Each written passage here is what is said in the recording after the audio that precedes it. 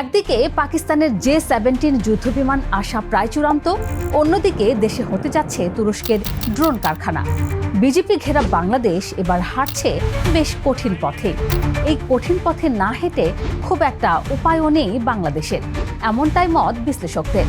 তো হঠাৎ তুরস্ক কেন বাংলাদেশে ড্রোন কারখানা করতে চায়? পাকিস্তানি বা কেন হাত বাড়াচ্ছে যুদ্ধবিমান সরবরাহ করে?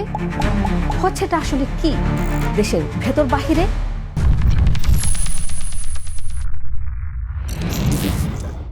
বাংলাদেশ এর মধ্যে টের পেয়ে গেছে তার দিকে নজর লেগেছে বিশ্ব মোড়লদের। মূল ভূখণ্ড থেকে সাগর, সবখানেই সে চোখ সবসময় সরব। গত ৫ থেকে ৬ জুন, ৬ বছর পর তুরস্কের একজন পররাষ্ট্রমন্ত্রী পা রাখলেন ঢাকায়, হাকান ফিদান। এর আগে এসেছিলেন ২০২০ সালে, সেবার ছিল সৌজন্য সফর। এবার একদম আলাদা গল্প। দুই দেশ মিলে ঠিক করল প্রতি বছর পররাষ্ট্র ও প্রতিরক্ষা মন্ত্রীদের নিয়ে 2+2 পরামর্শ বৈঠক হবে। রাজনৈতিক, অর্থনৈতিক ও কৌশলগত সহযোগিতার জন্য গঠিত হবে যৌথ কমিটি। যৌথ সংবাদ সম্মেলনে ফিদান বললেন, এটা বাংলাদেশ তুরস্ক সম্পর্ককে কৌশলগত স্তরে নিয়ে যাওয়ার প্রথম পদক্ষেপ।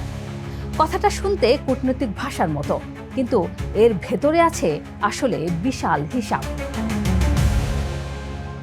সামরিক বিশ্লেষকরা বলছেন, বাংলাদেশে ড্রোন এবং ট্যাঙ্ক সহ বিভিন্ন ইলেকট্রনিক সামরিক সরঞ্জাম উৎপাদনের কারখানা স্থাপনের সুযোগ আলোচনায় এসেছে। কূটনৈতিক সূত্র আরও পরিষ্কার করে বলছে, রকেট সিস্টেম, ড্রোন, ইলেকট্রনিক যুদ্ধ সরঞ্জাম সবকিছু বাংলাদেশে যৌথভাবে উৎপাদনের আলোচনা চলছে পর্দার অন্তরালে। সরকারিভাবে এখনো ঘোষণা না হলেও ইঙ্গিত কিন্তু পরিষ্কার। বাংলাদেশ কেন সামরিকীকরণের দিকে হাঁটছে? প্রশ্নটা স্বাভাবিক। শান্তিরক্ষা মিশনে পরিচিত বাংলাদেশ হঠাৎ অস্ত্র কারখানায় আগ্রহী কেন? উত্তর একটাই, বাংলাদেশ টের পেয়ে গেছে চারপাশের ভূ রাজনীতি আর শান্ত নেই। পূর্বে মিয়ানমারের গৃহযুদ্ধ সরাসরি সীমান্তে আঁচ দিচ্ছে। পশ্চিমে ভারত সীমান্তে বিএসএফের পুশিং, উত্তেজনা চলমান। সমুদ্রেও নজর, বঙ্গোপসাগরে চীন, ভারত, মার্কিন যুক্তরাষ্ট্র, তিন পক্ষেরই চোখ। এই বাস্তবতায় বাংলাদেশের সশস্ত্র বাহিনী ফোর্সেস গোল ২০৩০ পরিকল্পনার আওতায় বহুমুখী অস্ত্র সংগ্রহে নেমেছে। চীন, যুক্তরাষ্ট্র, ইটালি, সার্বিয়া, তুরস্ক, যুক্তরাজ্য এবং জাপান সবখান থেকেই কেনাকাটা চলছে। সাবেক রাষ্ট্রদূত হুমায়ুন কবির বলছেন, চীনা অস্ত্রবাজার থেকে নির্ভরতা কমানোর চিন্তা আছে, কিন্তু মার্কিন ও ইউরোপীয় অস্ত্রের দাম অনেক বেশি। সেই প্রেক্ষাপটে তুরস্কের সঙ্গে সামরিক সহযোগিতা বাড়ানোর উদ্যোগটি ইতিবাচক। সোজা কথায়, কম দামে বেশি সক্ষমতা। তুরস্ক ঠিক সেই জায়গায় কাজটা করছে। তুরস্কের হিসাব শুধু অস্ত্র বিক্রি নয়। তুরস্ক কেন বাংলাদেশের ড্রোন কারখানা করতে চায়? শুধু ব্যবসা বলে মনে করলে ভুল হবে। বাংলাদেশে একটি ঘাঁটি তৈরি করা মানে তুরস্কের কৌশলগত উপস্থিতি কৃষ্ণ সাগর থেকে ভারত মহাসাগর পর্যন্ত বিস্তৃত হওয়া। বাংলাদেশের ভৌগোলিক অবস্থান বঙ্গোপসাগরের মুখে দাঁড়িয়ে তুরস্কের জন্য একটা অমূল্য সুযোগ। এর সঙ্গে আছে তুরস্কের এশিয়া অ্যানিউ নীতি। এরদোগান এশিয়ায় নিজের প্রভাব বাড়াতে চাইছেন। বাংলাদেশে ড্রোন কারখানা মানে দক্ষিণ এশিয়ায় তুরস্কের একটা স্থায়ী ঠিকানা। বিশ্লেষকরা বলছেন, তুরস্ক, পাকিস্তান, চীন, বাংলাদেশ এমন একটি অক্ষের আভাস পাচ্ছেন তারা। তুরস্কের ড্রোন শক্তি কতটা?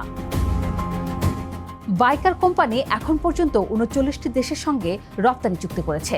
ইউক্রেনের যুদ্ধে বাইরাক্তার TB2 যেভাবে রুশ বাহিনীকে চমকে দিয়েছে, সেটা দেখে বিশ্বের বহু দেশই এই ড্রোনের দিকে ঝুঁকেছে। বাংলাদেশের সেনাবাহিনী ইতিমধ্যে তুরস্কের বাইকার টেকনোলজির সঙ্গে TB2 ড্রোনের মূল কম্পোনেন্ট স্থানীয়ভাবে উৎপাদনের যৌথ উদ্যোগ নিয়ে আলোচনা সারছে। এদিকে তুরস্কের আগেই পাকিস্তান নড়ে চড়ে বসেছে। ২০২৬ সালের জানুয়ারিতে ইসলামাবাদে পাকিস্তান ও বাংলাদেশের বিমান বাহিনীর প্রধানদের মধ্যে উচ্চ পর্যায়ের আলোচনায় J-17 থান্ডার যুদ্ধবিমান কেনার সম্ভাবনা নিয়ে আলোচনা হয়। আর সেই আলোচনা এখন অনেকটাই চূড়ান্তের দিকে।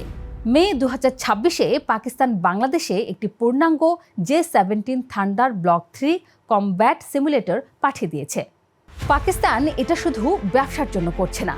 2025 সালের মে মাসে ভারত পাকিস্তান যুদ্ধে পাকিস্তানের J-17 ও J-10C মিলে ভারতের রাফাল সহ একাধিক যুদ্ধবিমান ভূপাতিত করার পর এই বিমানের চাহিদা বিশ্বজুড়ে হু হু করে বেড়েছে। বাংলাদেশে J-17 ঢোকানো মানে ভারতের পাশে পাকিস্তানের একটি জোরালো উপস্থিতি। ভারতের ভয় পাওয়ার কারণ আছে? ভারত ঠিকই বুঝতে পারছে কি হচ্ছে। ভারতের প্রতিরক্ষা বিশ্লেষকরা ইতিমধ্যে সতর্কতা জারি করেছেন যে তুরস্কের বিমান প্রতিরক্ষা প্রযুক্তি বাংলাদেশে ঢুকলে পূর্বাঞ্চলীয় থিয়েটারে ভারতের আকাশ আধিপত্য কমে যেতে পারে। দিল্লির দৃষ্টিকোণ থেকে তুরস্ক, পাকিস্তান, চীন, বাংলাদেশের যে অক্ষটি গড়ে উঠছে বলে মনে হচ্ছে, সেটি ভারতকে তার নিজের অঞ্চলেই একঘরে করে দেওয়ার সম্ভাবনা তৈরি করছে এবং বঙ্গোপসাগরে যে কৌশলগত নিয়ন্ত্রণ ভারত বহু বছর ধরে উপভোগ করে আসছে, সেটাও প্রশ্নের মুখে পড়ছে। ভারত এখন সামগ্রিক শ্রেষ্ঠত্ব নিয়েও চিন্তিত, কারণ সেই চিরচেনা কৌশলগত হিসাবটাও ভেঙে পড়ছে। বাংলাদেশের হাতে বিশ্বাসযোগ্য আকাশ প্রতিরক্ষা ব্যবস্থা এবং আধুনিক স্ট্রাইক ড্রোন থাকলে সেটা ভিন্ন হিসাবের দেশ হয়ে যায়। তবে শুধু ভয় দিয়ে মাপলে চলবে না। সামরিক বিশ্লেষকদের মতে তুরস্ক বহু বছর ধরেই মুসলিম দেশগুলোকে ঘিরে একটি কৌশলগত বলয় তৈরি করতে চাইছে। কাশ্মীর ইস্যুতে পাকিস্তানকে, রোহিঙ্গা ইস্যুতে বাংলাদেশকে সমর্থন দেওয়া এগুলো কোনো বিচ্ছিন্ন ঘটনা নয়, এটা তুরস্কের ভূরাজনৈতিক কৌশলের অংশ। বাংলাদেশ এর মধ্যে জানিয়ে দিয়েছে সবার সাথে সম্পর্কটা হবে অংশীদারিত্বের, কাউকে প্রভু মানবে না বাংলাদেশ।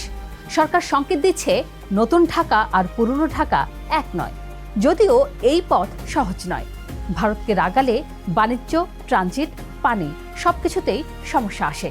কিন্তু বাংলাদেশ এখন যা বুঝে গেছে সেটা হলো চুপ করে বসে থাকলেও সমস্যা আসে।